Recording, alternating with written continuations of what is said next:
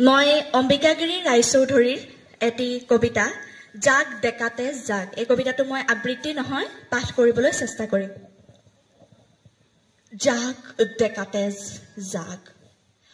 জাগ ডেকাতে জাগ আজি জাগ আগ্নেয়গিৰি উগাৰি জাগ এলাহৰ গাঠি ভাঙি গুৰি কৰি কৰ্মধাৰাৰে ধৰণি ঢাক জাগ ডেকাতে জাগ আজি জাগ স্বৰ্গ মৰ্ত কপাই জাগ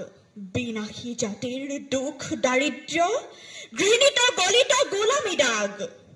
জাগ ডেকাতেজ ঢল ঢালি তোৰ উটাই জাতিৰ জঠৰ ভাগ দেশৰ মাটিৰ